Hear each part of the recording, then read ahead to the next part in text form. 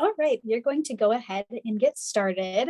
Good afternoon, everyone. Thank you so much for joining. We're so glad to have you join us today for Transfer Q&A. This is a student-led panel, so we have two peer assistant leaders, Marlady and Chris, who have their own experience that they're going to share, answer any questions. At the beginning of their Zoom name, it says PAL, so that stands for Peer Assistant Leader, also known as PAL. We're all wearing our What's a Seawolf t-shirt, so you can see kind of the red t-shirt could indicate that they are here to answer questions.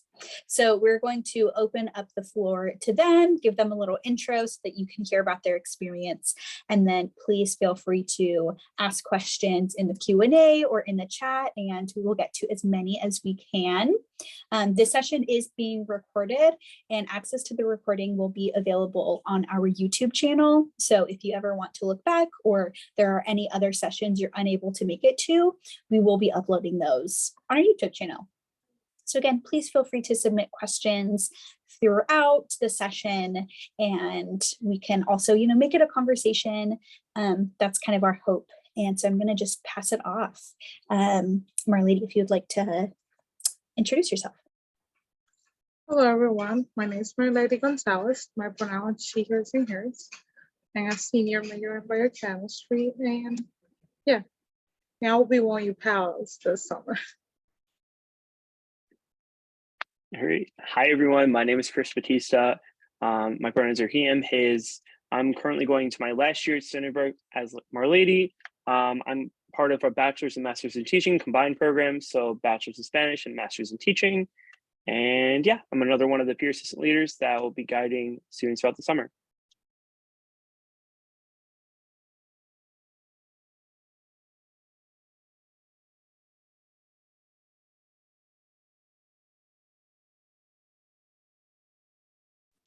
So to get us started off, both Chris and Marlady are transfer students. So would both of you like to just kind of share a little bit about your experience, like where you transferred from and how that experience was for you? I can go first. So I transferred from Syracuse University, and I transferred just after one semester. So I wasn't there too long, but obviously as a transfer, you're still a transfer coming into a new university.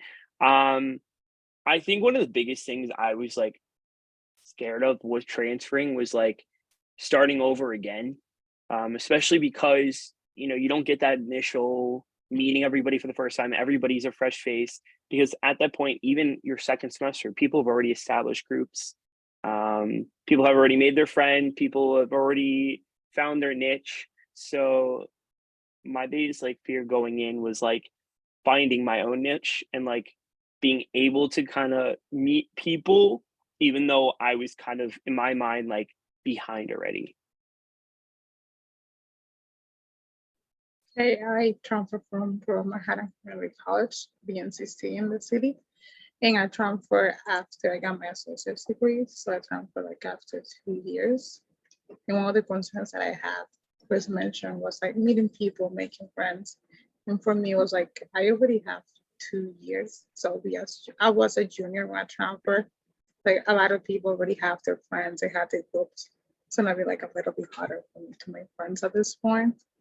Yeah, that was one of the main concerns that I had.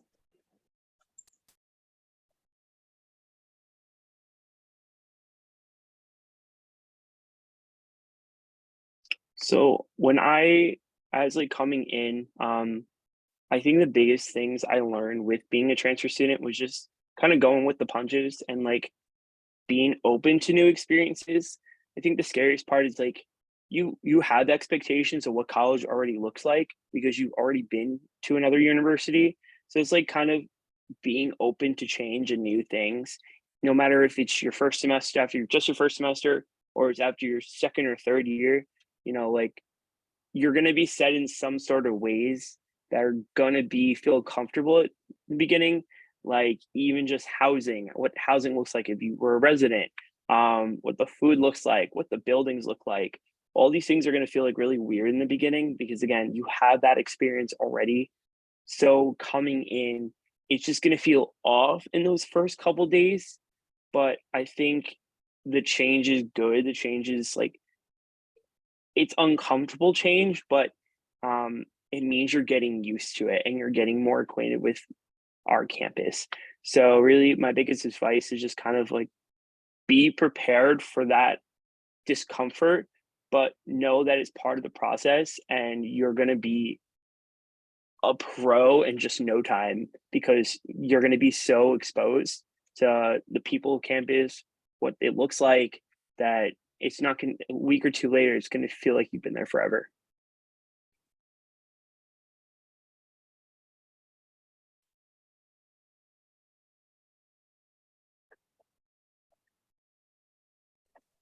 Marlady, would you like to share any advice you have for incoming transfer students? Yeah, just be patient, go to campus. I used to go to campus even on the weekends, sometimes on Sundays. Now that's like I know my way around campus. And it's really quiet on the weekend to study too. Just go there, meet people. Don't be afraid, like to speak to people. Personally, I'm not really a shy person. So even if I'm in a comfortable situation, I just talk to people.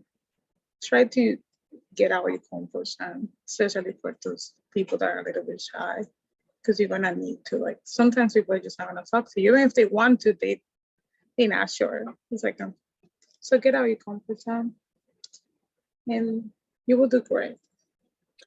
Yeah, I think one of the great ways to do that, not only within your classes to not be shy to talk to people, but also go to events. We have a lot of events on campus, not only hosted by, our student engagement activities, but also we have by our clubs and organizations. They host events all the time, as well as our undergraduate government. They host a lot of our programs and traditions that we have here, and kind of just getting involved. There's so many clubs and organizations to join here. I think the biggest thing is not that we don't have a lot, is we have too many. And so it's kind of going through that discomfort. Which one do I join? Which one am I going to fit in? Or do I feel like I would, that would be my group? So one of the great ways is like going to the involvement fair and just taking a walk around, spend the afternoon. They're purposely done something called our campus lifetime. So it's from, correct me if I'm wrong, Marlady, but I think it's from 1 to 2:30 on Wednesdays. And that is a time where you can just do whatever you want. There are no classes during that time except some labs. And those involvement fairs are purposely done at that time. So you can go with no stress, go around, see some new clubs, see what you're interested in, and meet some new people at the same time. Because at the end of the day, this is some of the best parts of campus are the people that come along with it. And this is a great time to meet people and step out of your comfort zone a little bit.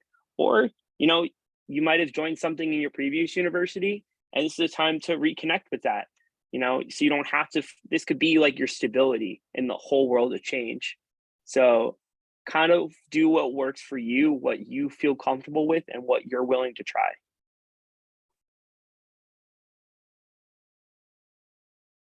Marlady, what did you do? What involvement have you had, or like, what do you like to do on campus during your free time? I'm part of a club now. It's called the Humanology Club. But before that, I would go to almost every band that I could go until like I find a club that I'm part of. I still go to some other events, and that's what I was gonna tell you. Go to the events even if you don't have someone to go with, because you're gonna meet people there. Like I made friends that they just event friends. I just find them when I go to an event, or I just sending a message, hey, this is happening. Are you gonna go? You wanna go? There's street food or something. And there's a friendship that we have, just like, hi, are you going to this event? And that's it. Like if you don't have friends to go with, you're gonna make friends at the events. So don't be afraid to know. Go for the free food. A lot of events have free food. Sounds kind of weird, but at the end of the day, we're students. A lot of us are on meal plans or have limited sort of availability with food. So take advantage of it and have a nice afternoon, have a nice night, and go eat and hang out and meet new people. Just kind of going off what Marlady said, I know when I first started, it's crazy, but you meet more people going by yourself than versus going with a group. Because even if you go with just one other person, and you're looking to meet new people, a lot of times people feel weird about like interacting. Even if you're at the same table as people, it's funny how that works. But don't let this discourage you from going with a group of people though. That's always a good time too. But if you're looking to meet brand new people, it's funny how like going by yourself is actually the hardest part, because once you go, you meet a whole bunch of people that are sharing in your discomfort of like, oh, I'm alone, I have nobody to talk to. But yeah, I've gone to some pretty fun events. I love like the movie and craft nights that student engagement does. I did that a lot, especially during COVID, because there wasn't too many events that were going on during campus. So like that was one of like the consistent ones. And I'll never forget like doing a hitting like a mini skull and watching Coco, because that's one of my favorite movies. So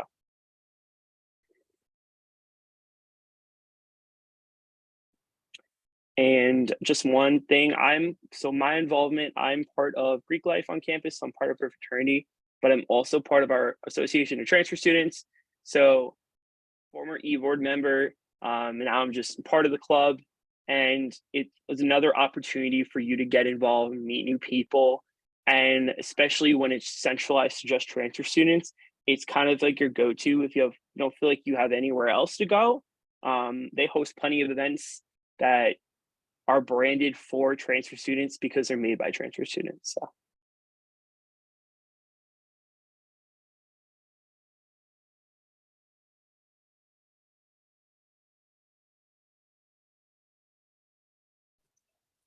Would either or both of you like to chat about like how housing has been as transfer students coming to Stony Brook? Marley, did you dorm at all? No, so I was not ready to answer that because I don't know. Or you can answer about commuting though. So for me, very different, because especially my first semester when I was picking housing, my friends, you probably all picked today. So hope you guys got what you wanted. But I think it's the scariest part is like not being able to kind of have control about at that current moment where you're going, because it's just up to luck and what's available at that current moment. Um, I think past that bit of like, oh, I might not get where I want, even going random sounds crazy, but it's not even that bad, because you don't have to be friends with the people you live with. You can be totally chill with them and just go live it, just coexist, or you could be best friends, or you could have that good relationship. It's totally up to you. My personal experience, I had 3 different randos for 3 different years. And I had one really good experience, one experience, and one poor experience. And it really all depends on what you make of it. I was somebody who I didn't mind going random in the beginning until I ended up living with friends last year. But you know, again, you make what you want of it, because I know I tried a little bit too hard in my first interaction to become good friends with somebody, and that kind of didn't work out in my favor. And then my other 2 relationships, I kind of just like let it happen naturally and see what occurred from it. And for one, it went really well. Another one, it just was like, okay, we're just going to live together. So that's kind of like my experience with housing as a transfer. My case, I commute, so I live off campus. I rent a room in a house with other students that go to Stony Brook. It's okay. For me, it might be because I'm that kind of person. We closest, we know each other, we make sure that we're living, but we're not really friends. But I'm the kind of person that just go, get in my room, and that's it. Yeah, you try to, you get what you put in. I try to like be friends at first, but I feel uncomfortable trying to push things when I notice that they're not coming out naturally. So I just get in my room, go to campus, do my classes, and we chill. We're like, okay. Commuting to campus, I see that question on the chat. Um, I don't drive, So my commute, if I drive, will be 50 minutes, but it goes to about 40 minutes, 35 minutes, because I take the train. So I had to walk about 15, 20 minutes for the train, and they take the train, which is 10 minutes, because I live in Port Jeff. And once you get to campus, there's the shuttle buses from the train to the main campus. And also, if you drive, we also have a shuttle bus from South Pila to the main campus. You can get a seated discount on the Suffolk County buses. During the weekends, we have a project shuttle bus. And also, you get to ride the Suffolk County buses for free during the weekend with your student ID. And we also have a shopping route that go out on Sunday and take you to shopping, Stop and Shop, Target, Best Buy. And I don't remember the other places that it take you to, but yeah. What's your favorite spot, My Lady, on campus? Like when as a commuter? I don't know. That's a hard question. Where do you So, like? because Where's your hideaway point? I know a lot of commuters have like their hiding point, where like that's where they like to go to do work quietly, not be bothered by anybody. it Do you have one of depends. those? It depends on the mood that I am that day. Like if I get to campus really early, I like Northern One because I like to see like in the part that has like couches and there's a glass window and you have the sunlight. But if I get to school after 12, I know that's person I'll be taken. I like the atrium on humanities buildings because I like the light. I like a lot of sunlight. So in that place, I kind of quiet and not a lot of people go there. And Like there's the atrium. also on the Simon Center, there's a roof, the cafe. People don't go there and it's like quiet. And there's a rooftop there, like rooftop garden. So it depends on the mood that I am that day. I like the humanities atrium. It's definitely really pretty because all the whole glass ceilings and windows and not ceilings, walls and ceilings. Yeah. Yeah. What is your spot? What's since I was a resident, I think my go-to spot was probably to like do work was the library. I like the second floor of the North Reading Room in Melville Library. That's like my one spot. But now, like as a commuter, I'm probably gonna use our club hub, which is in the bottom floor of the Union. It's very quiet there, and as somebody who like takes a lot of calls or like has to go on like Zoom calls a lot, like one-on-ones where I have to talk, it's obviously I need to be, like a quiet location. So like Club Hub is usually like very quiet. There's not too many people there. If there are, there's like other places to go. So that's gonna like either one of those, that would be my locations.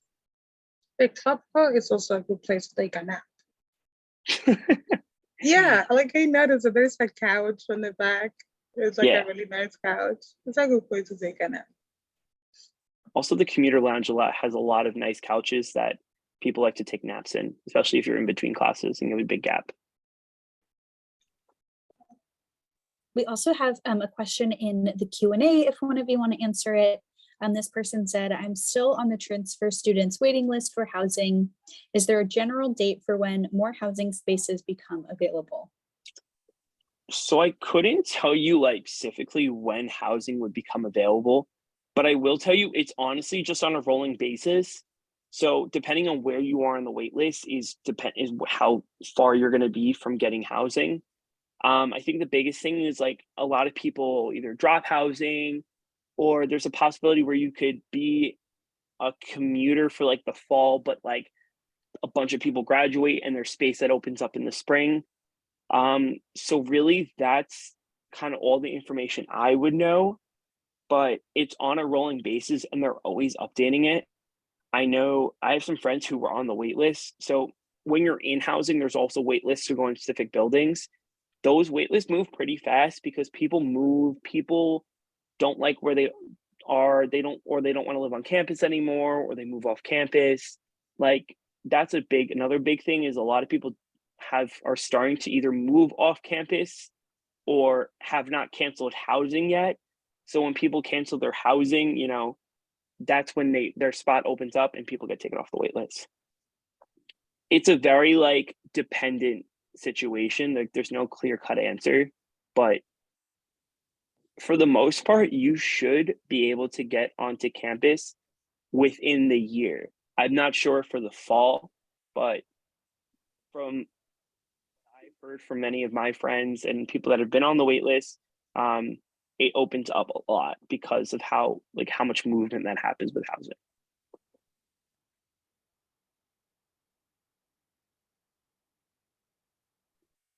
These are great questions. Like definitely feel free to shoot some more. They don't have to be so like formal. They could just also be about like what's life like on campus, like some things you're interested in. I know even though me and Marlady have like our own involvement or our own majors, we have a bunch of friends who are in a bunch of different things. So we kind of have some wisdom to pick from. We got another question.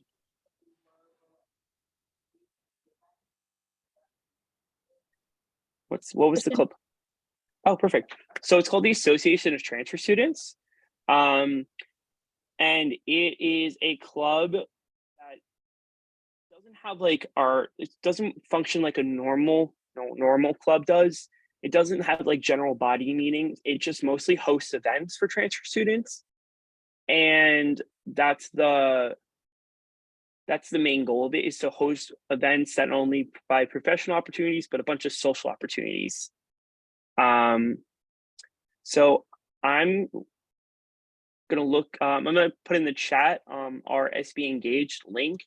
So if you want to already start looking at it, pressing join on it, that will let you be part of the club. So that way you can receive communication from us. So let's send it over just now. And that way, when we get closer to the school year, you'll be able to receive emails from the club.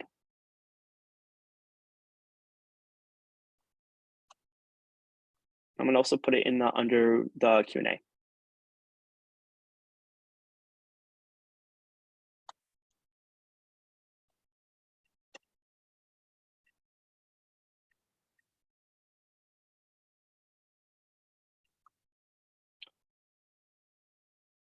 Okay, what is it like being an economics major? Oh, I can answer this to a certain degree. So I'm part of Greek life. So I have part of my Greek family, 2 people are from it, were economics majors.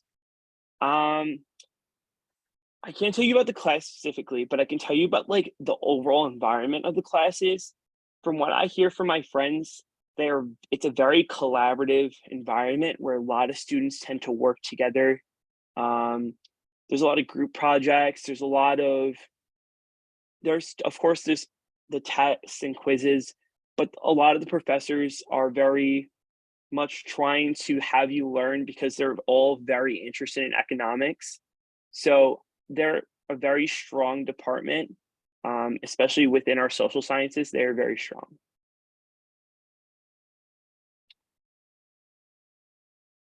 And you know what the pre-law program is like? Okay, I can also kind of answer this. Same idea.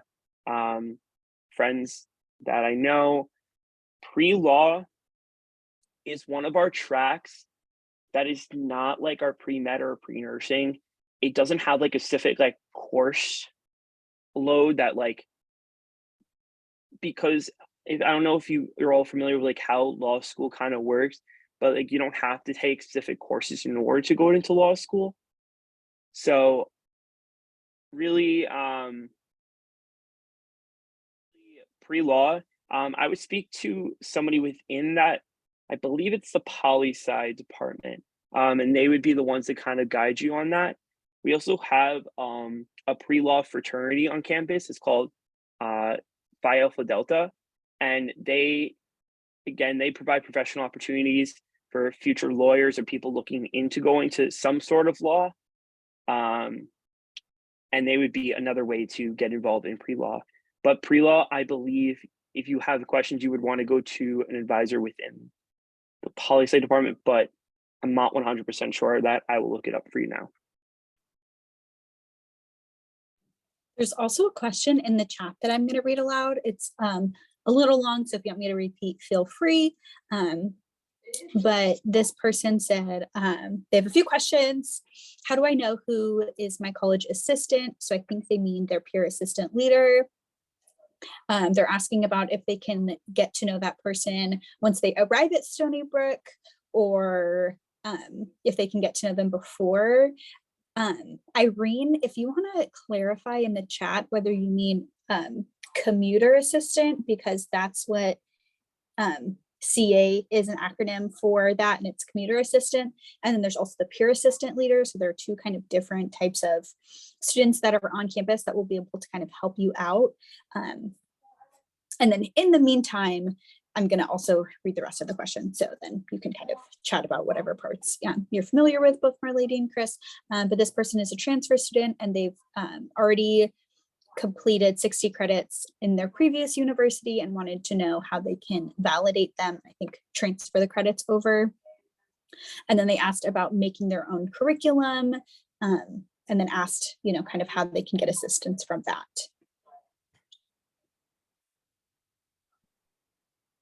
Marla, you want to answer those first couple ones? For the transfer, this is 60 credits. You have to learn to ATETs check your transcript credits, but on the meantime, you can always check the transfer credits equivalency on the website. If you Google SVU transfer credits equivalency, that's what I was trying to look up when Kate told me to send it to you in the chat. You can put the classes that you have taken and the grade that you got on that class in the institution that you took that class, and it will let you know if that class transferred to Stony Brook and what that class compared to in Stony Brook.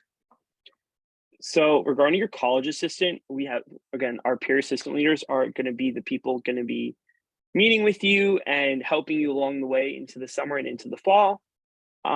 As soon as you sign up for your Seawolves Connections, which is the meeting where you will be assigned a peer assistant leader, from that moment on, you can talk to them as you want. You can get to know them. You can even hang out with them if you want to. I know a lot of us are very much interested in hanging out in the fall, showing you around, getting you familiar with campus.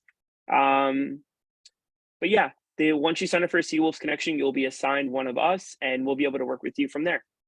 And for schedules, you can, when you get your registration appointment, you'll be able to work with an advisor. They should pre-register you, or should be pre-registering you for courses through your advising planning form that you should have filled out.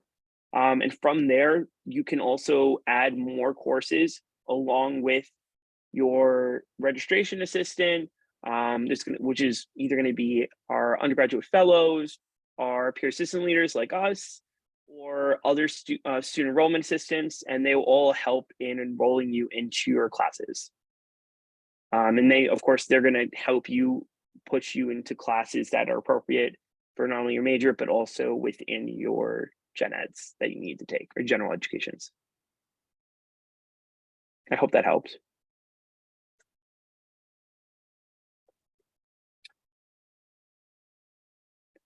And then I can also, this is, what is the experience like being a poli-sci major? What I can tell you about poli-sci majors is that a lot of them ended up double majoring. So a big combo I've seen is like poli-sci and economics, because of how not relative the two subjects are, but they kind of go hand in hand a little bit. So I can't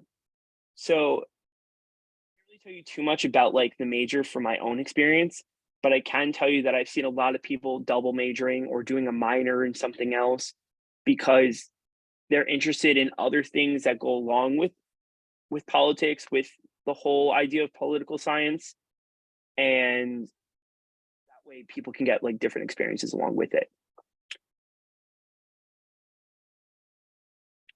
And then somebody asked about pre-med as well. So pre-med, I think the biggest misconceptions about pre-med from what I've seen with people is it's not a major itself. So when going into your classes or registering for classes in general, you have to realize that pre-med is just an addition. It's something added on while you have to complete your major, whether that be biochemistry, biochem, whatever. You got to give yourself an opportunity to finish your classes for your degree before you go on to other things. Marley, that's more so your realm. So I don't know if you want to talk about that. Yeah, what you can do for that is you will have to, pre-med is not a major. It's a track, and you will meet with an advisor, with a health advisor or pre-med advisor. I remember like a health advisor, and they will go over what you will need in the classes that you will. They will make like a plan for you, the classes that you need to take, why you should take the classes. They will basically give you a Google Sheet with all the classes that you need, when you plan to take it, when you plan to study for the NCAP and all this stuff. But it's not a major, it's a track, and you will have to keep meeting with that advisor. But this is separate from your major advisor. It's like you have to email them, you have to let them know what your plans are, and they will work with you from there. Another thing is that a lot of these classes will also overlap. So even though you have to take extra classes, sometimes you're already taking that class within your overall degree. So that's just another thing. So don't think like, even though you have to do a degree and then the track, a lot of times these classes are going to overlap, because even though they're general requirements for the pre-med track, they're general requirements for most of our biochemistry, any of our medical or STEM fields. Yeah, like for pre-med, it's like the same. If you're biochemistry or a chemistry or physics student, a lot of your requirements that you need for that major are the requirements that you're gonna need for pre-med. What you need to be a little more careful if you're not a STEM major, you should definitely meet with the advisor so they could tell you, because you can do that. You don't need to be a STEM major to go to medical school. You can get any major. You just need to have the requirements. That's when you need to really, you should see the advisor anyways, but you should do it with more urgency if you're not a STEM major. So somebody asked in the chat, when will my registration appointment be? So since you're all transfer students, you're going to be working with the Academic Transfer Advising Services, or ATAS for short, and they'll be reaching out with you as they process your transcript and all your transfer credits. So it's on a rolling basis. So as they finish them, they send out an enrollment date. You'll be registered before classes start. Trust me. They want you to be ready for your classes as much as you want to be ready for your classes. So yeah, as they get them done, that's when you'll get your advising appointment, and then you'll meet with your advisor to be able to discuss stuff. And then if you realize you don't want that major, you could have that discussion with your advisor. While it might not be that exact moment to discuss during your registration appointment, you might want to bring that up with your advisor, because that way they can either kind of veer you off course a little bit from that, maybe sign you up for gen eds at the moment, just to get you in a full schedule. And then you can have a further meeting to discuss what major you would possibly want to consider, if there are any requirements to go into that major, and so on. So while you might want to be ready to ask questions during your registration appointment, you want to save a lot of these questions for a one-on-one, because there will be other students in those meetings. So that way you can get all your questions answered without any problems.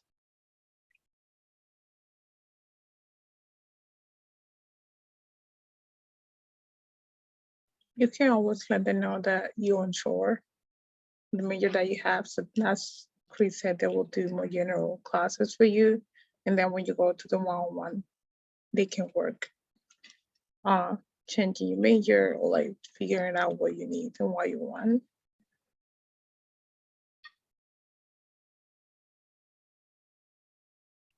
So we got a question that says, hi, do I know who my advisor is? So your advisor, so if you're in academic transfer advising services, which all of you are, you don't have a specific advisor. Your advisor is the whole office. So you can meet with anybody in that office and they'll be able to help you.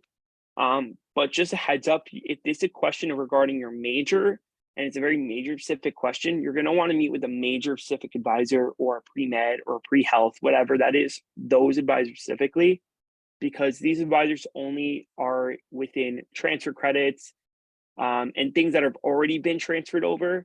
So if it's a credit that has never come to Stony Brook University, that's another department you're going to want to go to your specific major department. But academic transfer advising services, or ATAS, they will be in charge of any sort of 4-year planning or the rest of your semesters. They could help you make a guide. They could kind of show you which SBCs you need to take or are gen eds, and be able to guide you in the process of course registration.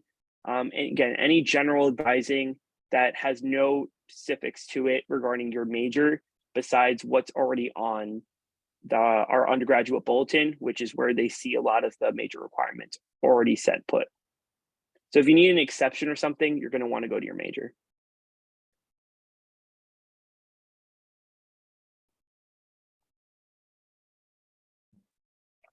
Yeah, as Chris mentioned, if you're a transfer student, the whole office is gonna be your advisor.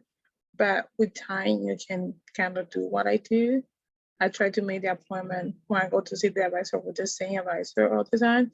That's just because that's me. That's how I am. I like to see the same person every time I go. And you're gonna, basically that's gonna be your advisor. You're gonna create a relationship with their advisors. They're gonna remember you. And you just gotta make sure that they have a spot open when you wanna see them. Now, if it's really something really urgent and you cannot wait, you need to see an advisor, I guess you're gonna have to see any advisor in the office. But if you plan it with time, it's not really urgent. You can get to see the same advisor every time. Yeah, you could definitely, if you're like, I want to see the same person every time and make an appointment with them, feel free. There's nothing stopping you. And if you like building that relationship, go for it. Again, but it's all based on availability and when that current advisor is available to take appointments. And where can I do the appointment with the advisor? That's going to be through our Navigate app. And through Navigate, you can make appointments with ATAS, or you can also do walk-ins. Again, though, if you're trying to see a specific advisor, you're going to not want to walk in because you don't want to risk the chance that they're not there that day, or they're busy or off to lunch or whatever. So Navigate is the app that which you can do that.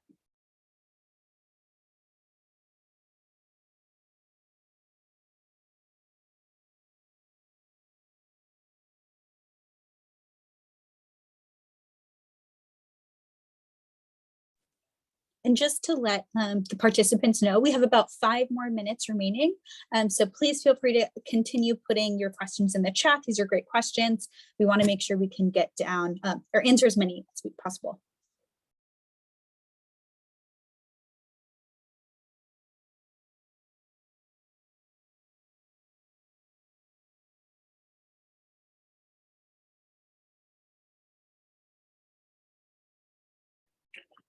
So when you use Navigate, the only thing you need is your net ID and password. And from there, that will get you into the app and connects you to like your account. And then from there, you just set up an appointment.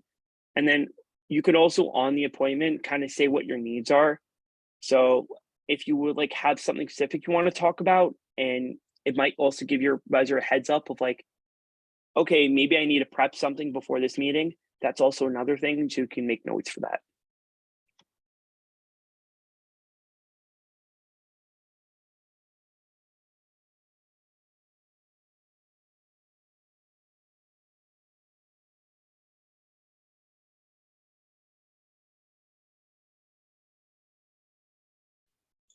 I send the link for the website for the Navigate app, where you can download it. It's in the chat. So we have another question in the chat that says, how can I validate credits for every course 1 year studies? So this will be automatically done by your advisor as well. This is the process they do before they sign you up for classes. They want to make sure you haven't taken that class before. If you want to do it yourself, as Marlady put in the chat prior, you can use the transfer equivalency database. And that database allows you to see any previously transferred credits over. Also, this is not a be all end all, because a lot of these credits, sometimes it's just not updated, or something that just recently came in and was updated. So feel free to just reach out to your advisor if you feel like it's a major specific question. You need this class, or you don't want to take this class again, you feel like you've already taken it. That's when you can reach out to your major advisor, show them your syllabus, and they'll be able to determine whether or not you've taken that.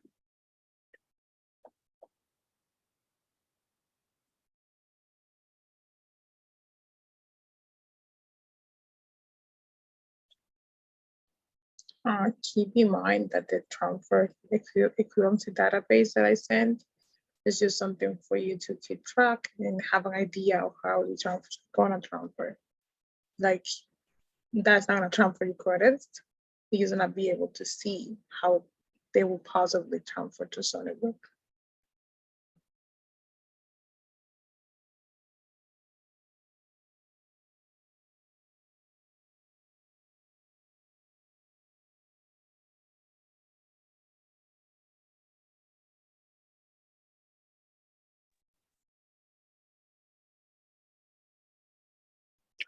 We do have a couple more minutes. If you have any last minute questions you want to ask before we end the session, feel free to ask them now.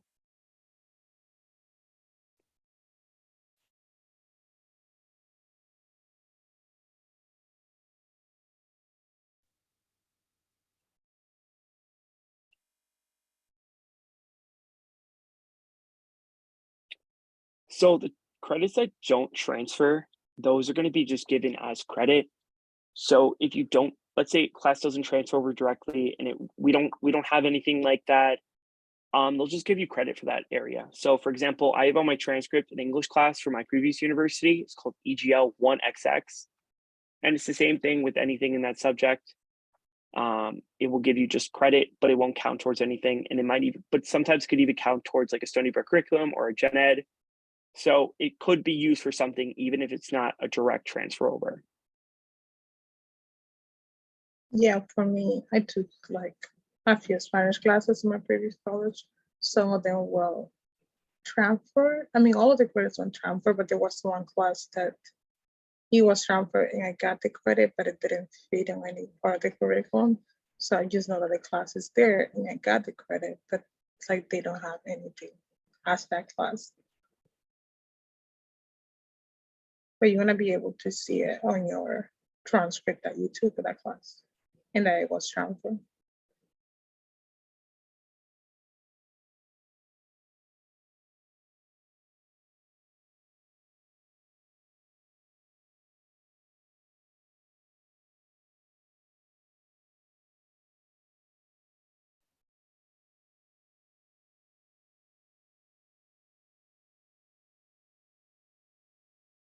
If you have any more questions, you can feel free to put it in the chat.